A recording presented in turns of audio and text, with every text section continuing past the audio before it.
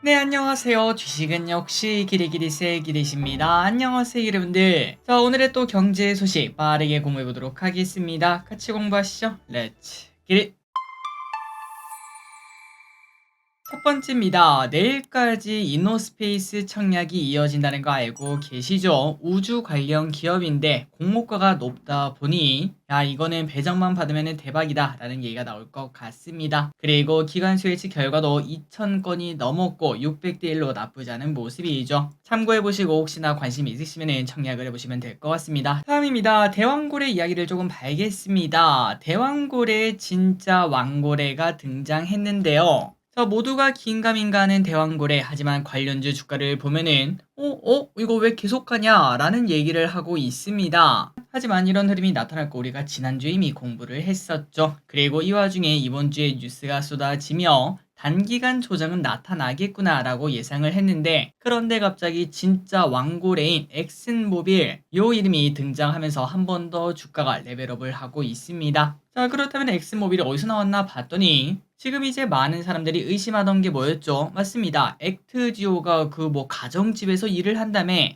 야, 얘를 어떻게 믿냐 이렇게 말하는 분들이 많으셨는데, 그런데 여러 소식통에 따르면은 액트지오의 분석 결과에 대해서 엑슨모빌이 검증에 참여한 바 있었다고 합니다. 그러니까 액트지오는 우리가 뭐 한평생 살면서 들어볼 이유가 아예 없었는데, 그런데 엑슨모빌이라는 단어는 이 단어를 모르면 주식 투자하는 사람이 아닐 정도로 정말 유명한 기업이죠. 그리고 또 엑슨모빌이 지금 현재 투자 여부도 저울질하고 있다 이러한 이야기가 나오자 또 분위기는 반전이 되는 모습이 오늘 나타났습니다. 자, 그래서 아마도 개인적으로 올 연말까지는 계속 올랐다가 내렸다가 하면서 몇몇 기업들은 뭐 5배 가니 10배 가니 이런 모습이 나타날 것 같은데, 하지만 그 중간중간에는 분명 굴곡도 있을 거라고 생각하고 있습니다. 그럴 때 잘 매수하고 또 잘 매도하는 방법이 필요하겠죠. 다음입니다. 오늘의 52주 신고가 기업의 첫 번째 기업도 한번 대왕굴의 관련주를 보도록 하겠습니다. 오늘 52주 신고가 주인공은 바로 왼쪽에 보이는 동방이라는 기업인데요. 이 친구는 대왕굴의 관련주라 테마주로 보는 게 맞을 것 같은데, 하지만 그 사이즈가 워낙 크다 보니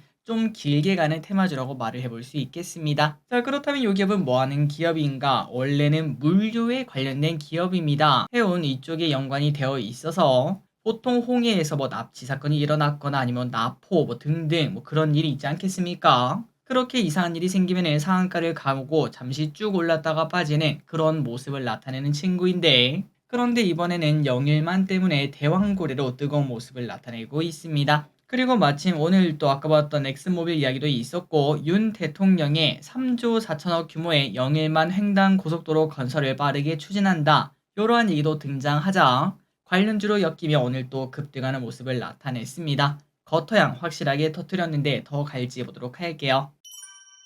다음입니다. 기르분들이 아시다시피 저 기릿은 겉토양을 좋아합니다. 그리고 섹터가 같이 움직이는 걸 당연히 좋아하고요. 또한 전 세계 혹은 나라가 집중하는 섹터를 중요시합니다. 그런데 이번에는 이 세계 모든 게 적용이 안 되는 기업, 그만큼 매력이 좀 부족하다고 생각하지만 그래도 신고가 기업이니까 한번 보도록 하겠습니다. 자, 그 주인공은 누군가? 바로 롯데렌탈입니다. 요 녀석에 투자하고 계신 주주분들이 계실지 모르겠지만 거의 1년이 넘는 시간 동안 지루한 박스권을 보여주다가 최근 3일 급등하는 모습이 나타났는데요. 그렇다고 겉토양까지라고 말하기는 조금은 어렵지만 그래도 외국인 기관이 쌍끌이 매수를 하는 모습이 나타나고 있습니다. 자, 그렇다면 롯데렌탈 갑자기 이렇게 쭉쭉쭉 올라간 이유가 뭔가? 일단 기울기 자체가 좀 다른 모습인데요. 바로 저평가 매력이 부각되었다고 합니다. 유진투자증권은 롯데렌탈에 대해서 목표주가 3.5만원을 제시를 했고, 중고차 렌탈 사업의 수익성 개선 효과를 기대한다고 하네요. 그리고 참고로 롯데렌탈 이 친구는 연평균 5에서 10% 정도 상장을 하는데 내년 퍼는 6으로 진짜 저평가주는 맞다고 합니다. 자, 과연 롯데렌탈 최근 3일 급등하는 모습, 그리고 52주 신고가 냈는데 35,000원까지 다이렉트로 갈 수 있을지 보도록 하겠습니다. 3입니다. 원전 그리고 SMR 이야기 해보도록 하겠습니다. 저 기릿이 자율주행 다음으로 이제 관심을 가지고 있는 거는 바로 원전입니다. 최근 자율주행 잠시만 급등하는 모습이 나타나서 이 친구는 또 언제 갈까라는 생각을 하고 있는데요. 이 와중에 윤 대통령의 3.4조 규모의 영일만 횡단 고속도로 소식에 이어 경주에 3천억 규모의 SMR 국가산업단지 조성을 한다는 이야기도 나왔습니다. 그리고 이번 정부에게는 당연히 원전은 중요합니다. 대통령 공약이 10개 이상의 원전을 수출하겠다라는 게 공약이었죠. 그렇기 때문에 사실 정치를 떠나서 이제 아마 기름들 많이 느끼실 겁니다. 야, 실행력 하나는 최고다 이렇게 말씀하실 것 같은데, 그러다 보니까 당연히 이런 원전에 관련된 호재는 계속 등장하지 않을까라는 얘기를 해볼 수 있겠습니다. 어쨌든 일단 곧 나올 체코 원전 수주 플러스 뉴스케일 파워발 두산 에너빌리티 수주, 요 두 개의 소식이 나오는지 한번 체크해 볼 필요가 있겠습니다. 다음입니다. 그렇다면 체코 원전 수주 결과가 다음 달 중순쯤에 나타날 수 있다라는 예상이 나오고 있는데요. 그렇다면 이거 수주되면 누가 좋은지 한번 보도록 하겠습니다. 당연히 관련주 다 좋은 거 아니야 라는 뻔한 답을 해볼 수도 있겠지만, 그런데 KB증권 보고서에 따르면은 한전기술 그리고 한전 KPS가 대빵이라고 합니다. 그렇다면 그 근거가 뭔가, 과거 UAE 원전을 수주했을 때 한전기술이 무려 설계 부분에서 1조 1천억 가량의 수주 잔고를 확보한 적이 있었다고 합니다. 참고로 지금 한전기술 시가총액이 2.7조 원, 그리고 매출이 6천억인데 수주 잔고가 1조가 넘는다는 것은 당연히 큰 금액이라고 말할 수 있겠죠. 그리고 체코 원전의 의미는 거기서 끝나는 게 아니라, 이번에 체코 원전을 수주하면은 이어서 이제 전 세계가 원전에 뛰어들고 있지 않겠습니까? 거기서 따라오는 남아공, 영국, 사우디, UAE 등 곧 여러 나라에서 내 원전은 누가 지어줄래? 라고 말을 할 건데, 여기서 우리가 체코 원전을 따냈다면은 더 유리한 곳에서 출발할 수 있다고 하네요. 그렇기 때문에 이번 체코 원전 결과가 매우 중요하다고 합니다. 다음입니다. 자, 애플에게 갑자기 악재 이야기가 나왔다고 하는데요. 자, 애플에 대한 이야기를 한번 보도록 하겠습니다. 최근 갑자기 주가가 급등하면서 애플의 주가가 심상치 않은데요. 시가총액 1위까지 다투는 모습이죠.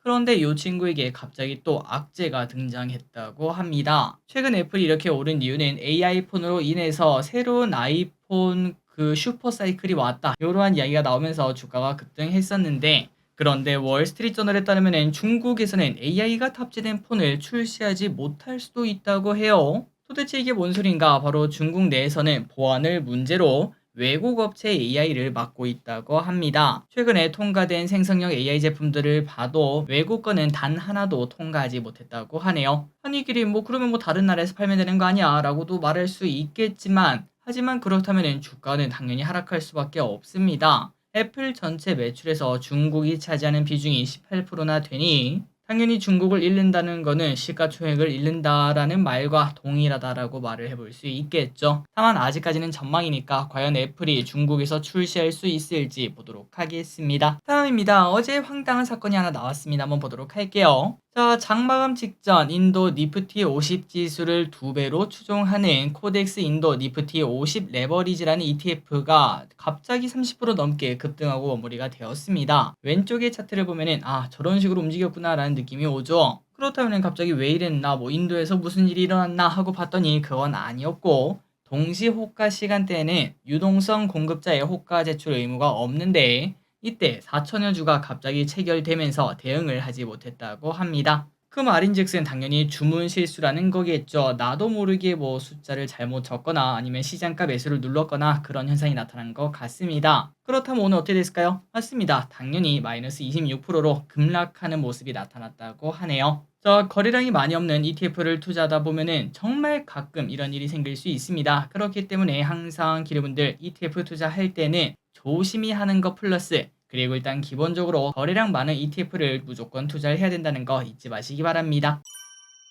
다음입니다. 어제 오후 루마니아의 K9 자주포 수출과 관련한 소식이 있었습니다. 하나 에어로스페이스가 루마니아 국방부에서 추진한 자주포 도입 사업에 우선 협상 대상자로 최종 선정되었다, 이런 얘기가 나왔었는데요. 하지만 하나 에어로스페이스는 아직까지 확정된 것이 아니라며 해명 공시를 냈다고 합니다. 그러니까 우선 협상자로 선정된 건 맞긴 한데 현재 계약과 관련한 금액과 일정은 확정되지 않았고, 이에 대해 3개월 내에 재공시를 하겠다, 요렇게 말을 했다고 하네요. 자, 그래서 이제 이러한 공시가 나오면서 하나 에어로스페이스는 오늘 아침 장 좀 강하게 출발하나 라는 생각을 했는데 오히려 하락 출발하는 모습을 나타냈고, 하지만 아직까지 기대감은 남아있는 거 아니겠습니까? 그래서 슬금슬금 올라오는 모습을 나타냈다고 하네요. 다음입니다. 비슷한 소식이 나온 이 기업, 이 친구는 급등하는 모습을 나타냈습니다. 자, SK는 그룹 사업의 주축 중 하나인 그린 산업의 질적 성장을 위해 여러 시나리오를 검토하고 있는데 그 방안 중 하나로 SKENS와 그 다음에 SK이노베이션이 합병을 할 수 있다. 이러한 얘기가 오늘 나왔습니다. 오늘 CEO들이 참석하는 경영 전략 회의에서 이를 승인하고 다음 달 이사회와 주총을 열 것이다. 이러한 보도가 나왔었는데요. 하지만 SK이노베이션은 방금 전에 봤던 그거랑 똑같이 아직까지 구체적으로 결정된 바는 없습니다. 이렇게 말을 했는데도 불구하고 오늘 SK이노베이션은 미칠 듯한 상승을 나타냈다고 합니다. 자, 다만 아직까지 진짜 확정된 건 없다고 합니다. SK 오늘 SK무브랑 합병에 상장하는 방안, SKI테크놀로지의 지분을 매각해 투자금을 확보하는 방안 여러 가지가 거론되고 있다고 하니까 한번 지켜볼 필요가 있겠습니다. 다음입니다. 2차 전지 이야기 한번 해보도록 할게요. 에코프로빔이 인터배터리에서 새로운 이야기를 꺼냈습니다. 바로 나트륨 배터리란 단어가 등장했는데요. 이 나트륨 배터리를 국내 자동차 OEM과 올해 초부터 논의를 하고 있다고 하네요. 자, 세상에는 여러 가지 2차 전지가 있을 것 같은데 우리가 보통 알고 있는 건 이 두 개입니다. 우리나라의 3원계 배터리, 그리고 중국은 저렴한 LFP 배터리, 요 두 개가 쌍두마차일 것 같은데 최근 경쟁이 심화되면서 가격이 저렴한 LFP 배터리 시대가 오면서 우리나라 2차전지가 매우 힘든 시간을 보내고 있죠. 자, 그런데 에코프로비엠 그 힘든 시간 동안 놀고 먹고 있지 않았습니다. 리튬을 쓰지 않는 나트륨 배터리 양극재를 개발하고 있다라고 말을 했고요.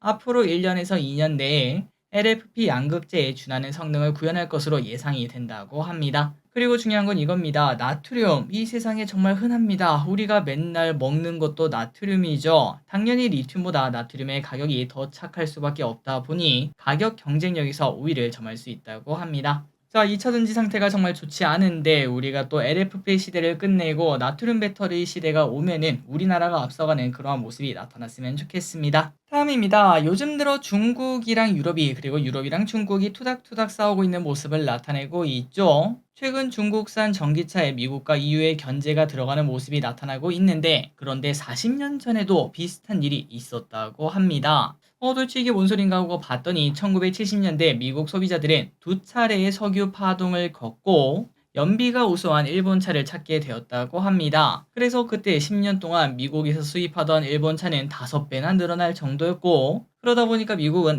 더 이상 안 되겠다. 우리나라 자동차 산업 다 죽었다 라고 말을 하며 미국은 일본에게 압력을 가했고 일본은 자발적으로 수출 물량을 제한을 했다고 해요. 하지만 그 이후에 나타난 일이 중요하다고 합니다. 일본차 회사들은 그때부터 미국의 생산 시설을 확장했고 결국 이러한 정책의 실효성은 사라지고 일본차의 본격 진출이 오히려 더 나타났다고 합니다. 자, 그러니까 지금이랑 똑같다는 거겠죠. 블룸버그는 결국 중국 전기차 업체들도 생산 기지를 이전하고 수출 다변화를 통해 꾸준히 성장할 수 있을 것으로 본다고 합니다. 그러니까 지금 중국 전기차를 때린다고 하더라도 이거는 잠시 몇 년 동안의 임시 방책이지 그 이후에 공장까지 들어오면서 본격적으로 들어오는 걸 어떻게 대비할 건가 이게 더 중요하다는 거겠죠. 그래서 관세 장벽은 오히려 이윤에 기업의 발등을 찍을 수도 있다. 이러한 지적까지 나온다고 합니다. 자, 그래서 이러한 소식을 볼 때마다 미국도 중국 때리기 바쁜데 유럽도 중국 때리기가 최근 들어 바쁜 것 같습니다. 그만큼 중국이 큰 위협이 되고 있다는 의미가 되겠죠.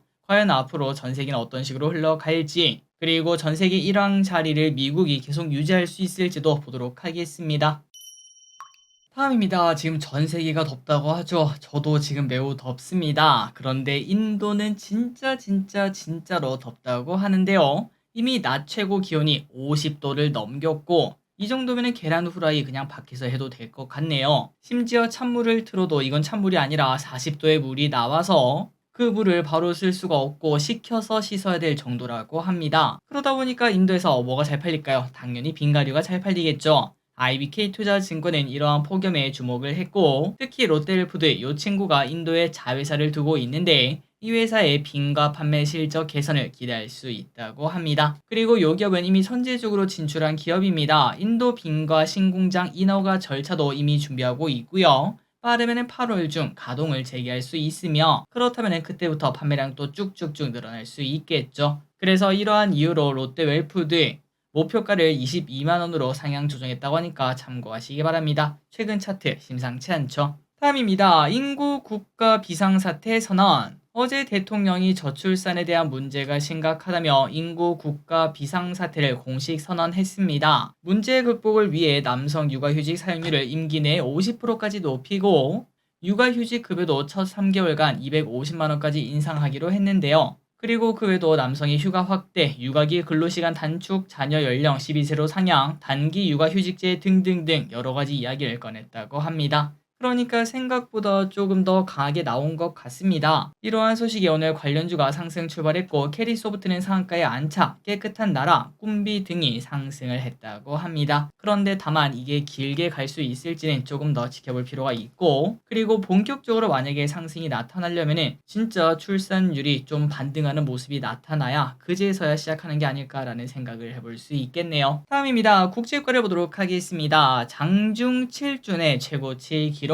최근 유가가 다시 꿈틀꿈틀하고 있는데요. 왼쪽의 차트를 보면은 쭉 떨어졌다가 올라오는 모습을 나타냈죠. 그리고 이렇게 유가가 올라가면 올라갈수록 에너지 관련주를 봐야 된다는 거 잊지 마시기 바랍니다. 어쨌든 지난밤 장 초반 국제 유가는 하반기 수의 낙관적 전망과 더불어 지정학적 긴장으로 조금 올라가는 모습을 나타냈습니다. 하지만 미국 원유 재고가 예상보다는 증가했다는 소식이 나오면서 소폭 하락하는 모습을 나타냈다고 하네요. 더 올라갈지 보도록 하고 그 다음에 구리도 볼 필요가 있겠죠.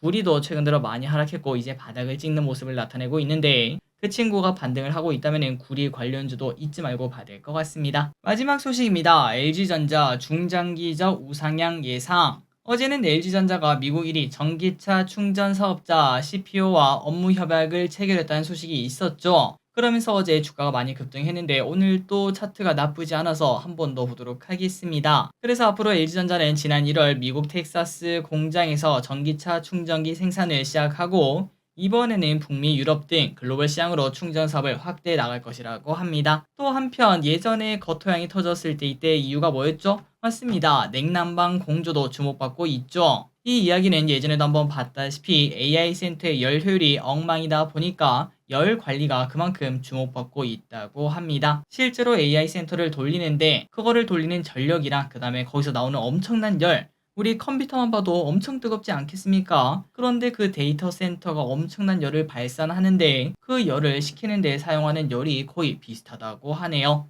그래서 LG전자가 그 수혜를 볼 수 있다고 합니다. 신한투자증권은 냉난방 공조의 수혜로 안정적인 실적 체력 확보와 밸류에이션 재평가가 기대된다 이렇게까지도 말을 했습니다. 또한 LG전자의 실적은 올해 하반기가 더 주목되고 현재는 저평가 구간으로 평가가 된다고 하네요.